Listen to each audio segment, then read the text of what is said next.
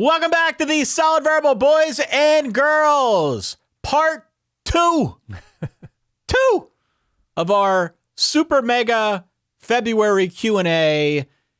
It is February the 29th, Dan. Only comes around once every 4 years. And you're right.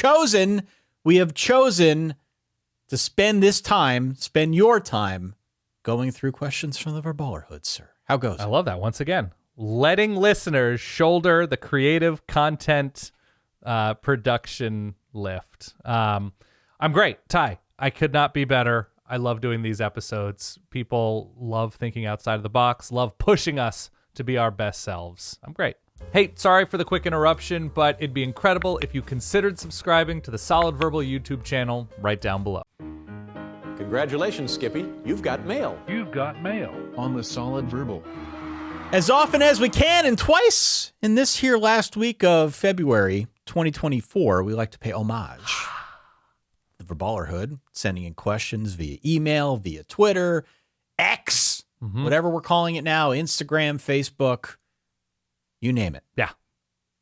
Let's go back to the well here and address this question from Colin out on Verballers. Do we still have our P.O. box, by the way? I think I got rid of that. You got rid of the P.O. box? I would love to do an episode where people have to longhand write us letters for the truest. Anybody can just, Stu Mandel, John, all these people, they can take emails and tweets and, whatever, Instagram questions. True letter writing. Do you think we could get 5 true handwritten letters asking us questions? I'm sure we could. I know we could. I got rid of the P.O. box. I'm not going to give out home addresses unless you want me to do that. I can do that for you. Do you have like a local like Jersey Mike's that you could just have people send? Hey, Mike, we're going to get a couple letters. Have them write letters to Yakos, care of Ty Hildenbrandt, and you just swing by and be like, did all my mail, did it all come? And be like, are you Ty? And be like, yeah, I had all my letters sent here. I'll be Monsieur Clarion from Count of Monte Cristo, just stopping by to look for that letter from Napoleon. Yeah, that's what we need. We need to find a local business that's okay with receiving our longhand written letter mailbag questions. Colin out on verballers.com writes, it seems clear that when, not if, but when, the Big Ten and SEC pull out of the current system, the entire college sports model will fall apart. Any thoughts on college football killing other sports in order to ascend to its true form? Football people, he says, usually speak tongue-in-cheek or snarkily when talking about Olympic sports or women's sports, but there are thousands of other athletes out there who are affected by the greed of football. I just don't think it's worth it. Thank you, Colin. Appreciate that. I agree. I don't know what the solution is because there is only one true revenue sport for 99.999% of schools who are invested in football and make their money via football attendance and tickets, and I guess those are the same things, but TV revenue, whatever. And it's an unfortunate reality.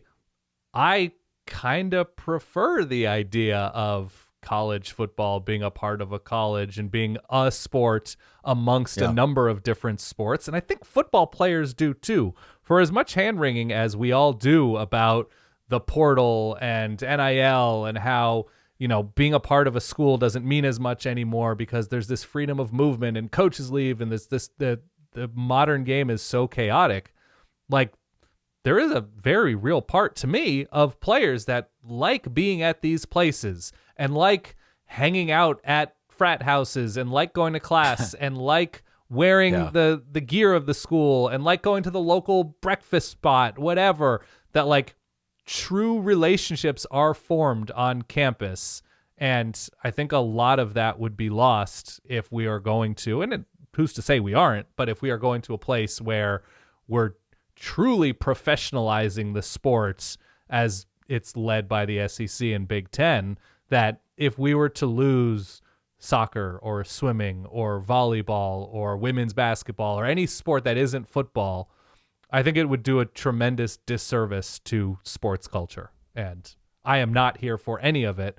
And so, it's a romantic part of me. I know this is all driven by money, but no, I agree with this question asker in that something pretty dramatic would be lost if we go to that place. It really would. Yeah. It really would. And I think there are probably a great number of college football fans that don't really give a rip.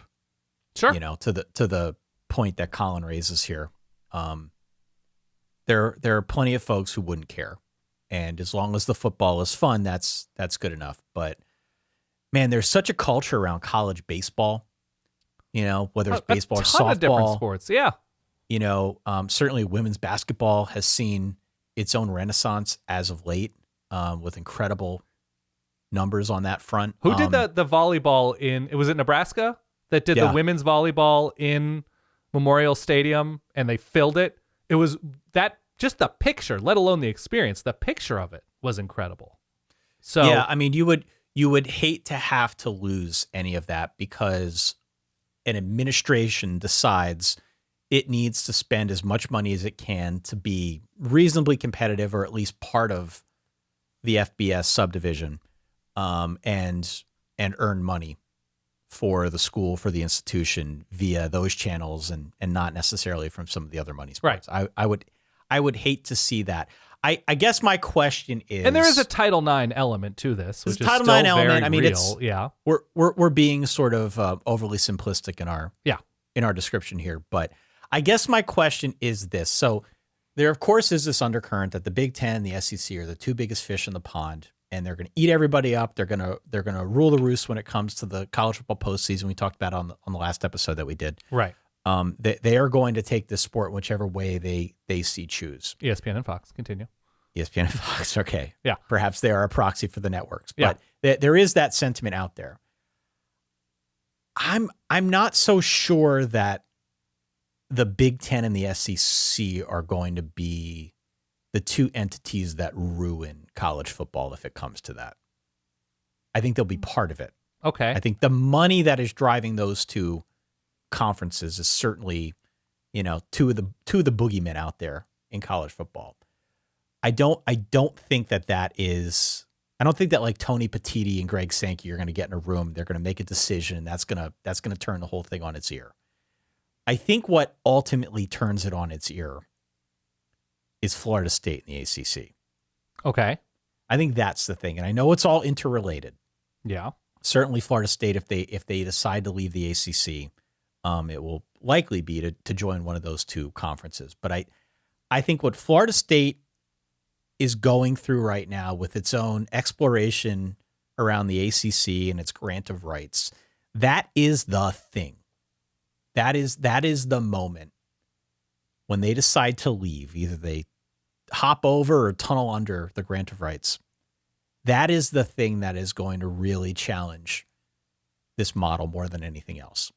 Okay. Because I think, first off, where's Florida State getting the money? We're talking about hundreds of millions of dollars. If they're funding it themselves, then they need to make up that difference somehow. And they would almost certainly do so by joining the Big Ten or the SEC.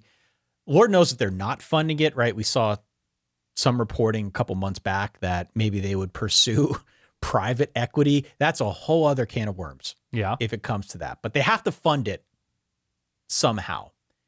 And putting that much money into getting out of an agreement is definitely a very, very dangerous precedent, whether it's their own money, their own wallet, or somebody else's. That definitely presents a challenge to the college model the way that we know it. And I think, secondly, the knock-on effect would be, we know there will be other defectors from the ACC, right? Like the ACC tried to future-proof itself by adding schools, and I don't think the ACC would go the way of the dodo if a few of the bigger name brands in the ACC decided they wanted to go into the SEC or the Big Ten, wherever. The ACC would still exist. It might not be a power conference, but if Clemson leaves, I don't know. I mean, if North Carolina leaves, like maybe not immediately, but slowly over the course of time, if there is this drip of schools that decide that they Sure. also want to leave the ACC, that would mean interesting conversations for places like Notre Dame Yeah. as well, because if this turns into a conversation where Florida State or whoever is willing to spend hundreds of millions of dollars to get out of their current situation and go into a different one, presumably the money is so good that it makes up for whatever they have to shell out on the front end. Yeah. And then that also puts Notre Dame in the situation of, wow, these other schools are making a lot more money than us. At that point, it starts to become a real conversation for Notre Dame about maybe joining a conference because they're just missing out on so much money. Even they can't hide behind the independents at that point. Okay. I think the financial gap that we could find as a result of a Florida State move and the knock-on effects from it, that would be the thing that ultimately puts all of this into question. But I think Florida State is that Florida State move is the moment. So do you think that if Florida State were to leave the ACC, it would be a trickle and eventually the SEC and Big Ten become even more powerful and it's inevitable that they're going to be they're going to have even more power. The thing that I think is interesting about this sort of line of thinking that, the SEC and the Big Ten are wielding all of this power, because of course they are, right? They're the conferences with the most enormous schools, programs, brands, whatever, that this is still an experiment. It is still an experiment on the part of the SEC and perhaps even more so in the Big Ten, that we can just add teams that don't necessarily geographically make sense. Texas and Oklahoma kind of do because the SEC has expanded westward with Texas A&M, Mizzou, whatever, and has been for a little while. And so there is that history with Texas A&M and Texas, obviously, Oklahoma and A&M, Mizzou with the Big 12 ties. So there is sort of that element to the SEC that makes to me a little bit more sense.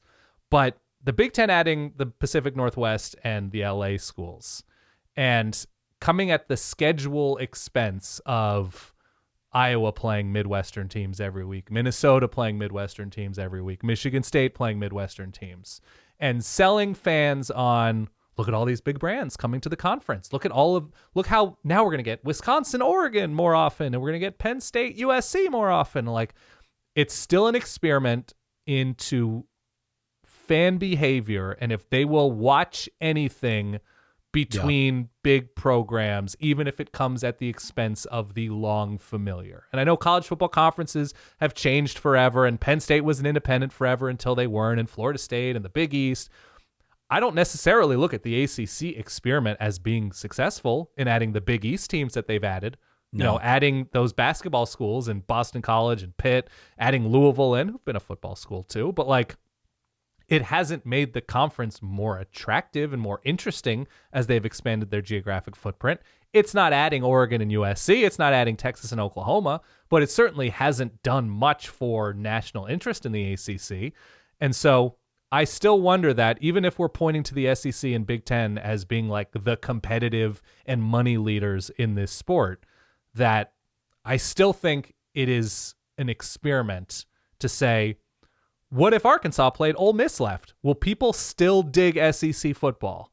And I don't think the answer is 100% yes. No, was it Lester Freeman who said follow the money? Of course, yeah. Back in the good old days of The Wire. I mean, follow the money here. If I look at this Florida State, this thing that is percolating, and it probably is a matter of when, not if. Yeah. Florida State figures its way out. They seem very motivated to do so. But Florida State coming up with hundreds of millions of dollars to get out of this agreement, and the effect that it has on some of its peers that might be also questioning their place in college football, not the least of which is Notre Dame. That to me is the event. I'm not worried about, Notre Dame could just make a Big Ten deal the way that they made an ACC deal where they play 5, Big Ten games every year. Notre Dame could do whatever it wants, but they will only continue to do so until the money is so comically stacked against them that they have no choice but to go. And I think this Florida State and the ACC and how they handle this, it's Colin's question. Mm-hmm. Maybe Florida State, maybe some other schools, maybe Notre Dame joins the Big Ten, maybe Florida State joins the SEC. I don't know. I'm not privy to any of that. But I think that possibility is what makes what he is describing possible. It is not them that deciding they want to get 4 teams in the playoff. It is not them arranging any kind of scheduling agreement. It is not them hoarding all the money. It is another conference or another group of big name brands, the only ones that are left, frankly, deciding that they want to clump together with the big 2. And it's at that point we can start having conversations like, all right, well, what if they just break away and form their own league? Become a softball podcast. Then we become a softball podcast. Yeah. But it's a great question. We try to not be too cynical about it because it is one of those things that I think makes people feel bad about the sport. But it is reality, and Florida State is talking about it. Lord only knows what happens if they hop into bed with private equity and decide that they're going to fund this whole thing through that, and they're going to stay independent. I don't think that's likely, but they're also having those conversations as well. Can I practice real quick? Please. Call me crazy, but I think Megan Smithfield's rising fastball is the most dominant in the MEAC. You ever try to hit a rising fastball? I have not, and I'm confident I could not. It's very difficult. It's extremely difficult to hit a rising fastball. But Jenny Finch seems cool. Happy to have her on the show. Break down all things ACC softball. I don't know in this scenario when the Big Ten and the SEC kill college sports, and we are a niche hipster softball podcast. We got to find some guests. We need to educate ourselves. Weekends would be easier for us. That's true. Jacob on X. Does college football need a CEO? Someone to guide the sport through billion-dollar TV deals and tweak some scheduling deadlines. An example being the transfer portal overlapping with playoff games. Yeah. Does college football need a CEO, Dan? I mean, it probably has a shadow CEO at the moment, but look, there is an element that, yes, there is a need, there is a vacuum for filling the role of somebody who can get conferences all on the same page, get scheduling on the same page, get a postseason on the same page, get portal and NIL rules, and get somebody to negotiate with a representative of players. Like, there is going to be that need, or there already is that need. Does it make the sport better to be further nationalized? I would say no. I would say no. I would say it runs counter to the mission of the sport, which is nonsense and unintelligible chaos.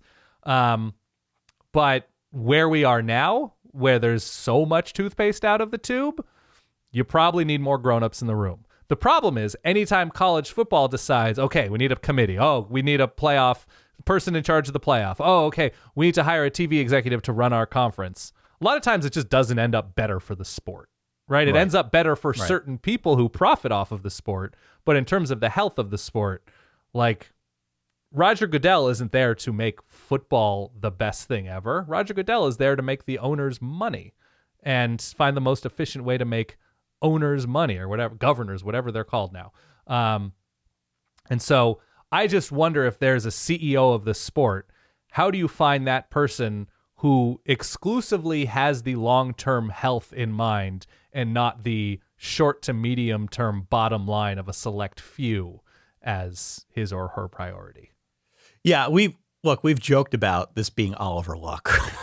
Right, but like, for who are they serving? Who is remember. the CEO serving? Yeah. I don't know if it's so much a CEO question to me. I think college football needs to be reorganized as a whole. I think it needs to be reorganized. I think we've seen some of that happen organically. Yeah. With conferences realigning, and maybe that's due because there's so much money that's why it's occurring. I think we all know that's why it's occurring. Sure. We have seen some of this stuff just kind of happen on its own, but it's not organized in such way right now that you could put a central figure at the top of it all as like a commissioner and expect that person to be effective at all. You would need to restructure completely how this sport operates. I don't know if you could do this if you've got 4 power conferences. Right. Like that, to me, what is the CEO running at that point? Is the CEO in charge of the 4 power conferences? Is it in charge of all of the conferences, just the playoff? I don't think right now it is set up in a way that you could even put a CEO into any chair and have them have any kind of actual authority. Right. You would need to have the breakaway Super League type setup in order to have an actual CEO of this thing. Because as it stands right now, there are so many different fiefdoms, it would be near impossible to put one person in charge of the whole thing and expect them to herd all the cats. Right. It's just not gonna happen. So I think to Jacob's question, probably the better solution is to organize some sort of committee, is to organize something maybe that is being run by whoever is in charge of all of the power conferences, whoever is in charge of all of the secondary conferences, the non-power conferences, and, you know, try to get somebody to like negotiate on behalf of everybody, try to get somebody who can facilitate those conversations. But, you know, putting all those guys in a room and gals in a room and having them speak to the rules and to the way that the sport is going, that's probably our best bet. Sure. Definitely. It's not going to be one person at this point. I don't know. With so much focus and concentration on the postseason and national championships, and ultimately whoever wins the national championship hasn't changed the sport, whether it's come from, you know, an AP poll, whether it's come from, you know, a BCS championship game, whether it comes from a 14 playoff or a 12-team playoff. To me, it's still so beside the point. Like, the most memorable national championships, like, are the ones that happen to be between two great teams, and that Texas beat USC was more meaningful for Texas people and for people who liked watching Vince Young and enjoyed the drama of that game, and hasn't changed the sport, hasn't changed the way we think about the sport. We still love the sport. We'd still welcome another matchup like that, but like that, all of this realignment chaos, that eliminating conferences or weakening conferences because teams are so desperate to make TV money, and then with that TV money, spend it more on players so they can win a national championship, that changes nothing. It changes nothing about the appeal of the sport, whoever the national champion is, whether it's Alabama again, whether it's Georgia again, whether it's like a lightning in a bottle LSU team. The appeal of the sport is always going to be, you know, October, November, whatever. And, you know, sharing it with the friends that we have that we grew up watching it with, family, whatever. And it just seems so counterintuitive to the appeal of it all. And so that's the issue to me. I mean, if they're going to put anybody in charge of anything, if there's going to be a CEO, name a CEO in charge of fixing the damn calendar. Well, that started, right? That, you know, the recruiting it has started. It started. The recruiting early signing period is now going to be early December as opposed to mid to late. Yeah. There are so many competing issues right now in college football. And I think the calendar is central to all of it. Yeah. And that would be a good place to start. I don't know if it's a CEO or a project manager, but somebody to help run that side of things, to get that in good working order, explore possibilities, get the calendar in order so we know when things can happen, and they can happen in a way that makes sense for the rest of the sport, and branch out from there. I think that's the best way to start. Can I pitch you on somebody that I mentioned on part 1 of the Q&A? DoorDash CEO Tony Hsu. Digital experience, efficiency, An app, bottom line oriented, 5 stars. rips off local restaurants. Wait, hold on. That's probably not an appeal point. Not a sponsor, could be. Probably not anymore. No, I don't think there's any one right answer, but it's anybody who's serving the central appeal of the sport, at least as it appears to me, would be who I'd be in favor of. We got 2 questions here from Patreon. Yeah. 2 comments here, I guess, more generally on Patreon. Jeremy, longtime supporter of the show, says that we've seen multiple G5 head coaches leave their posts to take coordinator jobs within power conferences. I would branch this out to say coordinator jobs in the NFL as well. Yeah. He wants to know, is the G5 dead? Is it dead? D-E-D, dead. Because of this, is there going to be a drain on coaching talent that leaves the G5 ranks, much the way players leave the G5 ranks to go to bigger, more prominent spots? Is this a worrying trend to you, Dan? Is the G5 dead? It's not dead. I think a lot of it depends on the individual coaches and the individual relationships they have with their schools, right? That UCLA and Chip Kelly seem to be on very different pages, and Chip Kelly was interviewing for NFL jobs reportedly, and obviously has the connection with Ryan Day at Ohio State, and decided that was the time to make a move where, people close, and we talked to Bruce Feldman about this, that people who know Chip Kelly knows that the thing that drives him the most is, relationships with the players. Like, he doesn't dislike recruiting. I think Chip Kelly just dislikes what recruiting has become. Right. Yeah. And so it's being a football coach, it's calling plays, it's helping to develop players, quarterbacks, whatever, as an offensive coordinator, or develop schemes and linebackers, or whatever, as a defensive coordinator. It's case by case. The G5 isn't dead. If anything, maybe there's a rebirth, right? That people are digging in and saying, like, no, I love Tulane football, and even if we lose a corner here and it makes it more difficult, there's something great about not being at the cool kids table. That there is something unique about, being a fan of a team in the American and Conference USA, Mountain West, whatever. Do you think this is a real concern? Do you think this is a real thing at the moment? Or do you think it is just the topic du jour? Right? We've seen a couple occasions of this happening, right? Sean Lewis did it last year, went to Colorado. Yeah. From Kent. We saw Mo Linguist from Buffalo to Bama. Mo Linguist, Kane Womack. Yep. South also Alabama. leaving to go to Bama. Like, we've seen this happen in a few notable ways, and it seems like a bunch of them have clumped together and have maybe made this feel like more of a trend than it is. But we've always seen motion. Yep. From the G5 up to the Power 5 level. And I don't feel like it's a new thing, even though I don't have all the examples at the top of my head. I don't feel like it's a new thing where you've got guys in the G5 level moving up to take a high-profile coordinator job. Right. I don't think that's entirely a new thing. I think the money's probably better now. I think the stakes are higher on the FBS power level. But I don't know if this is as much of a trend as maybe we're making it out to be. I would like to see more data on that. Right? I'd love for the timing to be better than what Sean Elliott did to Georgia State to go to South Carolina. Yeah, to be their the tight end timing coach when spring practice started, and he was like, "I don't know if this is the place for me." You leave an entire program high and dry in the middle of spring practice. Back to my point about calendars. Yeah, let's of fix course. the calendar. Let's open up the transfer portal for coaches as well. But you've only got a finite period of time, right, during which you can move. Yeah.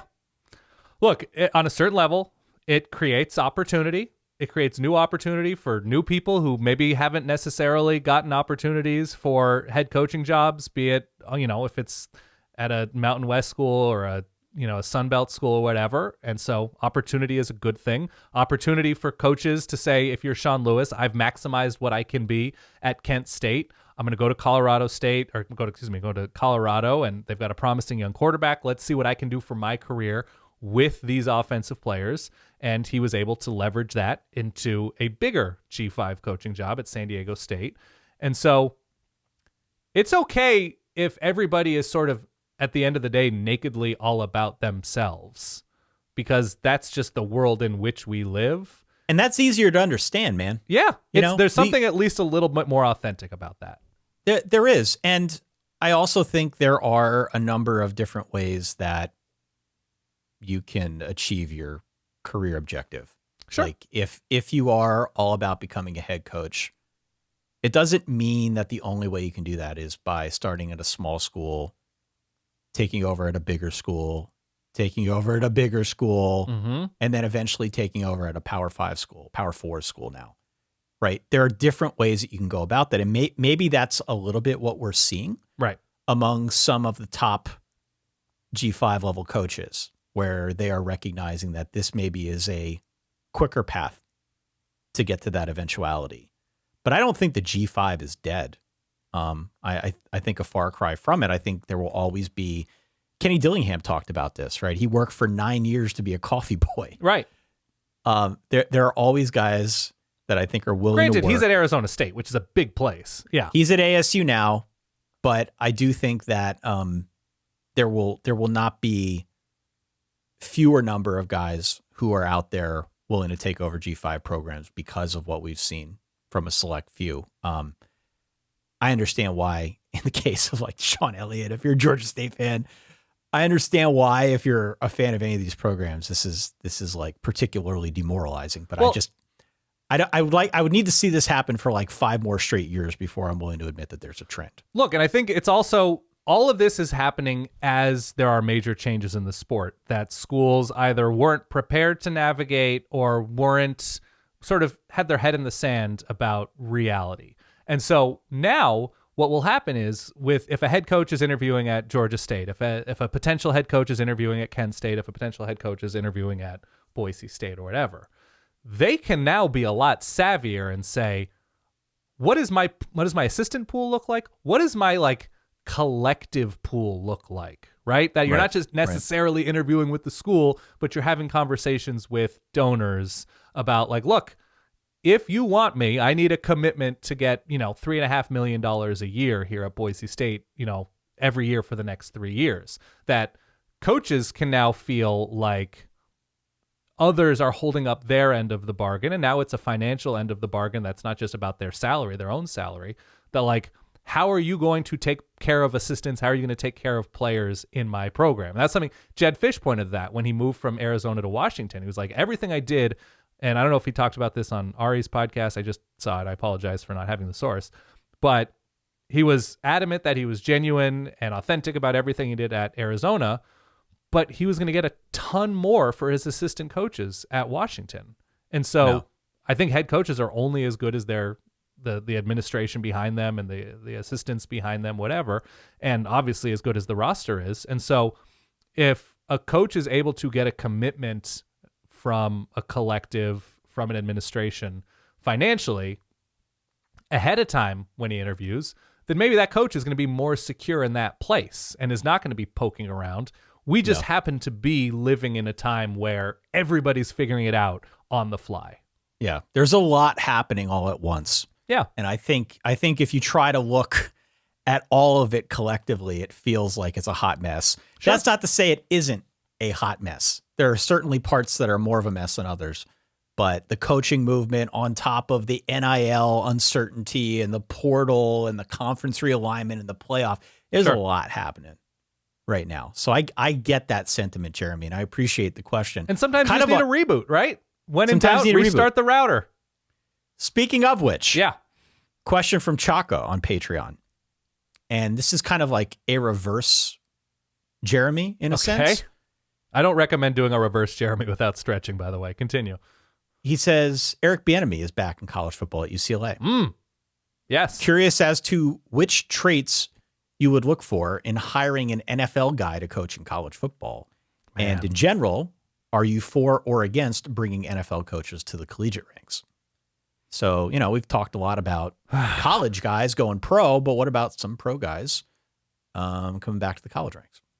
I would hesitate on a pro coach going to the college ranks if he were over 37, 35, over 40, something like that, just because of the energy needed. And are you telling me that the Herm Edwards experiment did not work? Well, interestingly, Herm Edwards hired like exclusively 25-year-old assistants. So he did farm out the energy. Now, did they do all of the summer reading on the NCAA's infractions list? They did not. No, they did not. It didn't work out. He built, I think it was, we talked about this recently, like the 2021 ASU roster was super impressive, like Jaden Daniels and Johnny Wilson and all sorts of players that went on to go to other schools in the NFL and have a good amount of success. There is something like, you look at what Michigan has done with recent defensive coordinators, and Mike McDonald and Jesse Minter spent time, I think, with the Ravens before going to Vanderbilt. Yep. Oh yeah. That if it's somebody who's young enough that you can depend on energy-wise, recruiting-wise, and just the demands, the 365-day demands of a college coach, if that's a fit, then I don't have a big problem with that. But I don't know, how old is Eric Bieniemy? In his late 40s? You can look it up.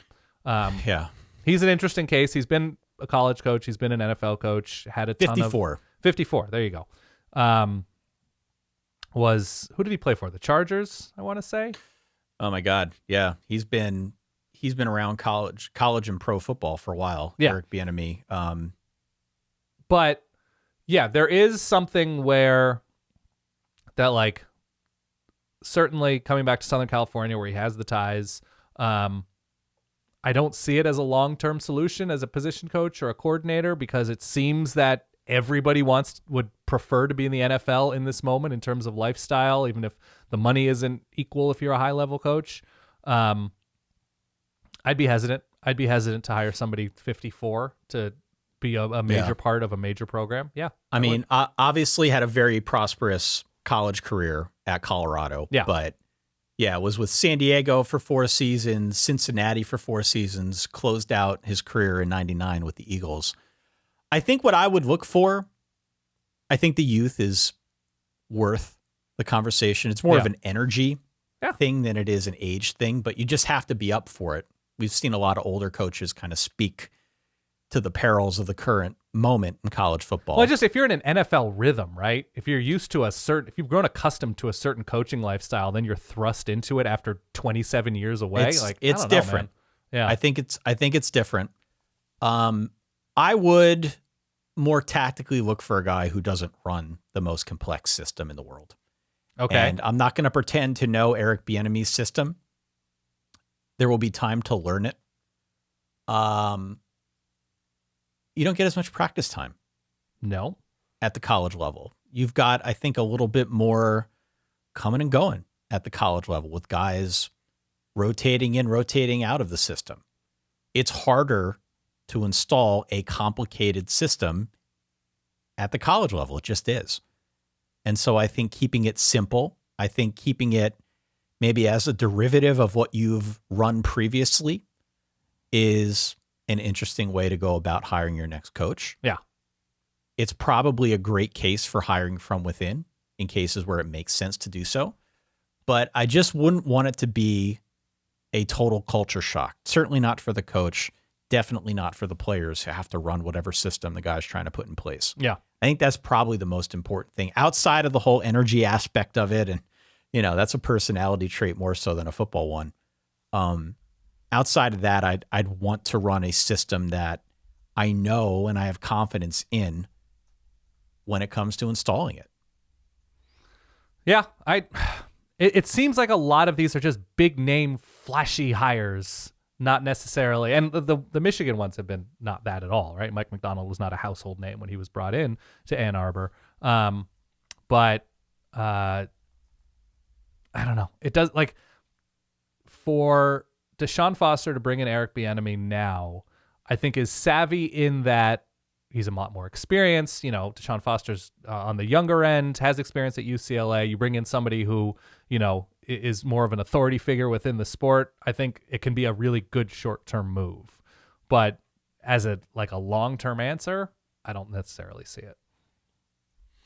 All right, let's do a couple more here. This one from Kenneth out on X.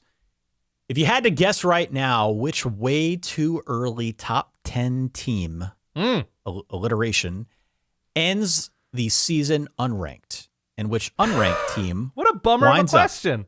Winds up in the top 10 at the end of the season. So he's playing this thing both ways. I have in our shared document the way too early top 25 from our friend Stuart Mandel over at The Athletic. He wrote this once and then he revised it after all of the motion and commotion that took place throughout the month of December and January. So he's put some thought into this. Okay. I agree with maybe half of it. Okay. But that's sort of the purpose for these columns. I don't know about being unranked. Who is starting in the top 10 and then falling way the hell out of the top 25 and finishing the year unranked? I could maybe take some guesses at that. I think the more likely way that you approach a question like this is who in the top 10 are you most confident is not finishing in the top 10? And who outside the top 10, maybe on this top 25 list, not unranked, who that is not in Stu's top 10 ends up there at the end of the year. Okay? Right. I have a couple schools that jump out to me as ones that I think will not be in the top 10 at the conclusion of the season, and for different reasons. Here's his top 10. He's got Georgia, Ohio State, Texas, Oregon, 1 through 4. Ole Miss, Michigan, Notre Dame, Alabama, 5 through 8. And Utah and Oklahoma State to close things out. I would drop Michigan out. Okay. There's just going to be a ton of turnover at Michigan. And they've New got, like, the coach. schedule's crazy. And the schedule's brutal. And so Michigan could be a really good team and finish outside of this top. They could finish 14th and be a really, really good team. But he said outside, I said unranked, right? I'm not going to answer the question that way. Okay. I don't know. Could Michigan finish unranked with the schedule, with the turnover? Yeah, they could. I don't think it's likely, but I think it's possible. Oklahoma State. Do you know who I know Oklahoma this- State opens the season with? Two-time national champion South Dakota State. Yeah. The Mighty Jacks. They also have Arkansas. Mighty Jacks. Yeah. Mighty Jacks. I don't know why Oklahoma State's 10 on this list. This felt really high to me. Unranked high? No, they should be ranked, but as number 10, I don't get that one. Okay. What So were they? I don't see Oklahoma State being that high on this list at the end of the year. So I would look at non-conference portions of the schedule and a team who is crazy dependent on a quarterback to win all of their games. Right. Because if anything happens to said quarterback, then the season's completely ruined. Oklahoma State started the 2022 season. They received 9 votes to win the Big 12, and finished 4-5 in the conference, 7-6 unranked. So you have to go all the way back to 2022 for Oklahoma State to pull that off. 10 feels very high to me on Stu's list. Okay. The other one that I think you could make a case that though they're a good team, they don't finish as a top 10 team. Ole Miss has a crazy good roster right now. Yeah. And Lane Kiffin has obviously been continuing his Portal King ways, but that schedule is really freaking backloaded. The last 6 weeks of Ole Miss's schedule are murder. And so it's not hard to envision a scenario in which Ole Miss starts the season like 8-0 and then drops a couple in the last month of the year. You know how it is when you lose late, it's tough to kind of stay in that top 10. It's like a recency bias, right? You're going to fall a little bit farther. And so I think Ole Miss at number 5 right now, I understand why Stu's got them as high as he does, but I think with the schedule, I could see them falling way out of that top 10 if they lose a couple late. Real quick, if you like the video, please consider subscribing to the full podcast at solidverbal.com, Apple, Spotify, wherever you listen to podcasts. All the links are down below in the description. I have a lot to see from Utah. I mean, look, Cam Rising's back, but new conference, and I don't know, fell off a cliff, ton of injuries last year. I don't think they're automatic to me. I don't see them falling out of the top 25. Is there a team outside of the top 25 that you could see surging on this list? I've got teams outside of the top 10 that I could see surging. Yeah. I don't know about out of the top 25. Like I could see, I think Penn State as a top 10 team makes a lot of sense. A lot has to go right with the offense, but I think the schedule is better this year and they could finish easily 10-2 and finish as a top 10 team. I think Penn State, he's got him at 16. I think Penn State is an easy answer to finish in the top 10. I could see Clemson working their way back up into the top 10. Okay. LSU, I think LSU will be fine. I think they need to sort their defense, but there's plenty of talent on hand. I think LSU will be very good again. I think Texas A&M. Honestly, Texas A&M has a lot coming back. For as much as walked out the door, Mike Elko is a guy who, in his time as a head coach, has proven that he can get results pretty quickly. So SEC schedule, Notre Dame week 1, like it's not going to be an easy road to get into that top 10, but I could see it happening with A&M's talent that they've got on hand. Folk hero Avery Johnson outside of the top 25, finishing in the top 10. Chris Kleiman does nothing but largely win. You heard it here first, Ty. Kansas outside State. of Stu Mandels, right? Am I missing Kansas State on this list? Kansas State is not on this list. Kansas is number 18 on this list, but Kansas State nowhere to be found. Avery Johnson. You heard it here first. That's all. They lose Colin Klein. Not insignificant, but Do we want to add this to our Take Volcano? The that Take we're building? Volcano, the Jason Pierre Volcano. Kansas State, UT Martin, Tulane to start the season. Tulane on the road, new coach. Their road games, Kansas State's road games: BYU, Colorado, West Virginia, Houston, Iowa State. That's really workable. That's not bad. It might be a playoff team. Not bad. If Avery Johnson is him, Yeah. can we I add don't that know. to Look, the Volcano? Do you want to add that to the Volcano? I like looking at the number of quarterbacks. They've got the best quarterback probably in the conference, I think, unless I'm missing somebody. I mean, depends how you feel about Cam Rising returning, but Noah Fafita's at home. Noah Fafita, T-Mac. So new coach Houston. We'll see on Kansas health on offense. They have a new offensive coordinator. ASU, I think, will be improved, but they get them at home. Iowa State's going to be tough on the road. Farmageddon. I'm ready, Ty. I'm ready. I'm going to add that to Take a Toa. I'm Okay. building the Volcano now as we speak. It's going to be behind me. Fair it's enough. going to be over my right shoulder. It will have... it will be fabulous. Okay, I'm building it. It's upstairs. You're putting in work. You're putting in the I'm putting in unseen real hours work. grinding. Yeah. It's going to be like a 2-week project to get this thing built. Yes, sir. But we're going to have a Volcano where we put all of our hot takes. Mm-hmm. And I will include that one alongside Andy Staples, which was that Tyler Shuck is going to be this year's Michael Penix. Oh, I like that one. Now, do we have to stick with the Jason Pierre Volcano as its name? Well, I don't think we've settled what the name of the Volcano is. Could we honor different college football Pauls via the Volcano?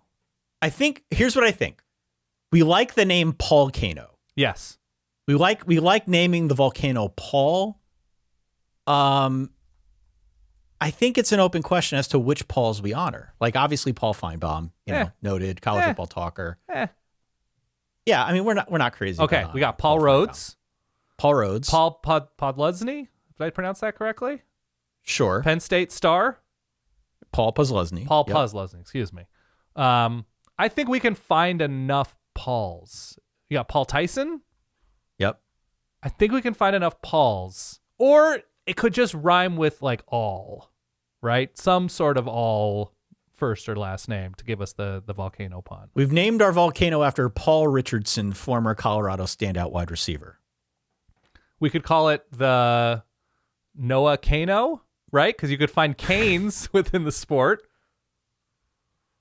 I think there's a lot of We do need some options help. to We do print need some off. help Yeah. figuring out what the name of this is, because the original name was Take a Toa, and the concept is we're going to take all of the hot takes over the span of a year. We're going to feed them to the volcano, and then we will have an eruption at some point later on in the year, and we'll go through them all. Sort of our little time capsule of sorts, but an actual. I'm building the model volcano upstairs. It's 18 inches tall. It's huge. You won't be able to miss it. Mount St. Kellen Clemens. No? We need a name for it. I know. I like Take a Toa the most. Take a Toe is pretty good. Final question here. Yeah. This one comes to us from D. Smith and Tristan out on Patreon. It's sort of a joint question.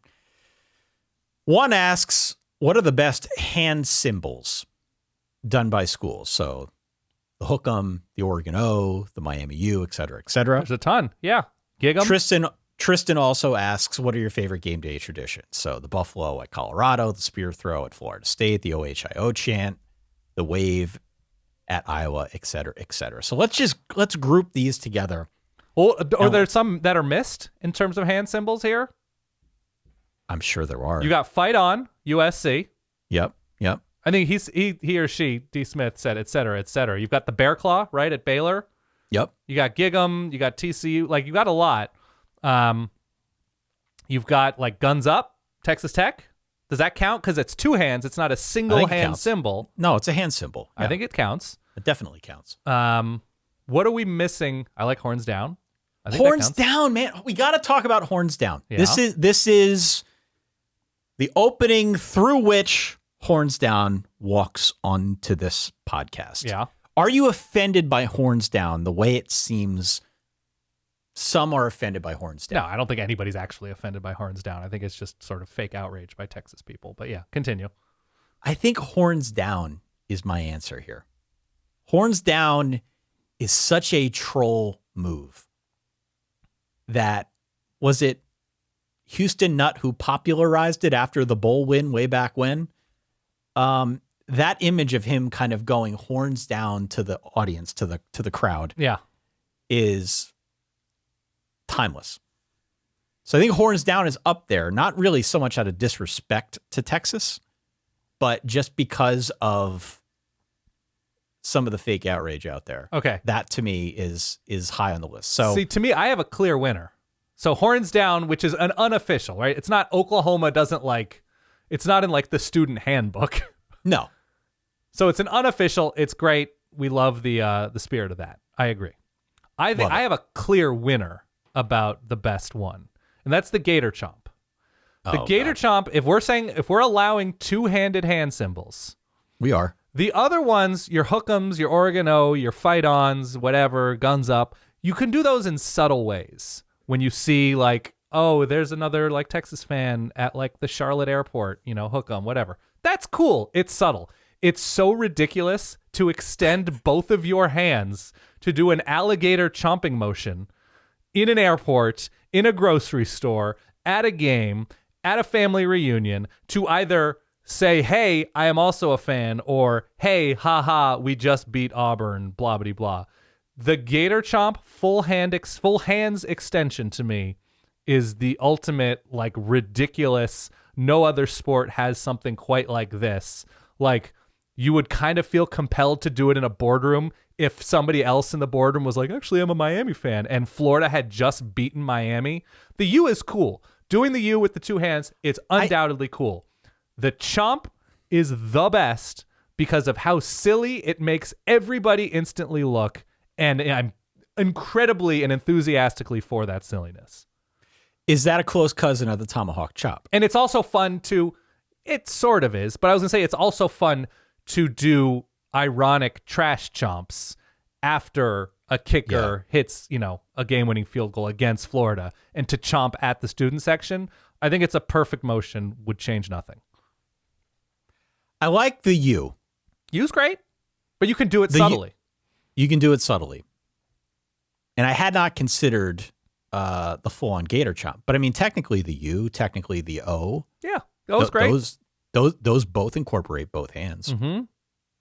So there's no reason we can't incorporate the Gator Chomp as part of this. Gator Chomp to me is it's the standard in terms of how ridiculous this sport is, that somebody in a corporate setting would Gator Chomp somebody genuinely or ironically. It's perfect. It is perfect. Game day traditions from Tristan. Yeah. Love Ralphie. Love fire on the field. Love Ramses. I love live animals, especially if they're cared for responsibly. I love, the favorite one. Like, okay, so I've been to a bunch of stadiums. I've seen a bunch of these. I've, seen cannons be shot off. I've seen giant animals. Clear winner. I have a clear winner for this one. Okay. The clear winner is the Sooner Schooner. You've got a ridiculous wagon involved, yeah. It is a ridiculous wagon. And I did the research on the wagon to see what goes into building it. And they have taken certain engineering steps to ensure that it does not tip over as it has in the past. There is some real thought that goes into how they build this damn thing. Yeah. The ridiculousness of having a horse-drawn schooner speed out and do turns on a field before a game is like peak college football to me, man. It really doesn't get any better than that. So for me, it's the schooner. I'm a big fan of Smokey at the Tennessee games. Yeah. I'm a big fan of any live dog that we could incorporate, especially one as active as Smokey. Dubs, yeah. In Washington. Love that. I love that part of it. I'm also a fan of Traveler. Like, maybe I'm a simple guy at heart, but the guy riding out on the white horse. Sure. It's stupid. It doesn't happen in the NFL. You don't have any of this crap in the NFL. Yeah. It's all stupid, and I love all of it. So that, for me, if I'm ranking, the schooner is so dumb, it's brilliant. Yeah. And I say dumb not as a pejorative, but just as it's part of the college football charm. The schooner 1, I probably put Smokey 2, and I'm going to put Traveler 3. I appreciate anybody who has to change their physical appearance to be a live human mascot. So like the leprechaun, the West Virginia Mountaineer. The Mountaineer. I always appreciate that. We love commitments to the bit. I love Texas Tech fans throwing tortillas because it involves preparation. Yep. It involves, you don't just have to learn a song. You have to bring Mexican food to a game in order to take part. To me, animal-wise, I think Ralphie's unmatched because that is a full-on dangerous animal that has plural handlers to make sure the animal does not run amok and cause injury. Why a live bison, buffalo, whatever is on the field at Colorado, there's not a great reason beyond tradition, and I would be genuinely sad and upset if it's not. That is, to be one of the Ralphie handlers is literally at Colorado a varsity sport. It's athleticism, yes. It is literally a varsity sport. Yeah. They get varsity letters as part of that. That would make me upset. My favorite is, just going to be a stupid homer, just a ridiculous Oregon giant duck doing push-ups. Riding out on a motorcycle? On a motorcycle. Just everything ridiculous. The mascot, it's one of the few mascots in the sport that dresses up on top of the mascot, right? That like, if it's a blowout, the duck will put on pajamas because the other team is being put to sleep. I love taking that to the next level, and I just happen to be an Oregon fan and alum, so that's my homer pick there. But in terms of mascot, it's that. Is there a song? Is it still House of Pain in Wisconsin? That's the standard. Is it Metallica at Virginia Tech? I think it's Metallica. Is it Sandstorm at South Carolina? I think it's Metallica at Virginia Tech. You still think that is the standard in the sport? Yeah, I do. Sandstorm is fun. But Metallica in Blacksburg, man. I think it's Jump Around, personally. Okay. I love, and I love that teams have been unafraid to like do their own thing. Like Florida adding Tom Petty, Oregon adding Shout between the third and fourth quarter. Like I think Texas copied House of Pain, which was so lame between the third and fourth quarters. I don't know if they still do, but at one point they added it. But I still think Jump Around is my number one. I like Dixieland Delight, although it's geographically not accurate at Alabama. Right. And then the other one that is in that category to me, and it's almost there, is Country Roads. It's still Jump Around because of the physical, and Country Roads, you sway and you put your arms around. Like, that's all great. The number of people going berserk to a random 90s rap song in Madison, Wisconsin, of all places. Yeah. I think that's still my number one. In terms of the music element, I love like the very specific band stuff, like the drum leader at Penn State doing the flip. That's Penn State, yes? Or is it Ohio State? Who does the flip? Well, Penn State does the flip. Penn State does the flip. Yeah. Ohio State dots the I. Yeah. Dots the I, yeah. I love the band stuff. The sport isn't the sport without any of these things. But yeah, I think it's still Jump Around. We want to hear from you. solidverbal@gmail.com. Let us know what we got right, what we got wrong. Make sure you hit subscribe or follow wherever it is you find this podcast. We'd appreciate if you hang with us through the off season, 2 episodes per week. Yeah. If you want more, if you want ad-free episodes, verballers.com, verballers.com. That is our Patreon. That's where you get some of those bonus perks if you want to further support what Dan and I do. Appreciate all the questions that we got as part of our super mega February Q&A week. Hope everybody enjoys. I'm just running through traditions right now in my head. My God. Dabo running down at 1,000 frames per second. Somebody needs to capture that for me. It's not Dabo shaming. It's just funny to me to see a coach doing a full-on sprint down a hill. Down a hill? Yeah. That's, oh, God, that's good. Any of the, like, on-field stuff before the game is great. I love it all. I really do. Solidverbal.com is our website. Check it out. If you miss any of our old episodes, make sure, again, you hit subscribe or follow Dan. This is always fun. We appreciate all the support we get from the Verballerhood, all the questions that come in. Gives us a chance to stretch out and maybe not focus on the doom and gloom for a moment or two. It's always fun to do that. I agree. For that guy over there, Dan Rubenstein, for myself, Ty Hildenbrandt, we will talk to you all soon, next week soon. In the meantime, stay solid. Peace. Man, what about the calling? Oh, God. Woo! I love it all, man. I do.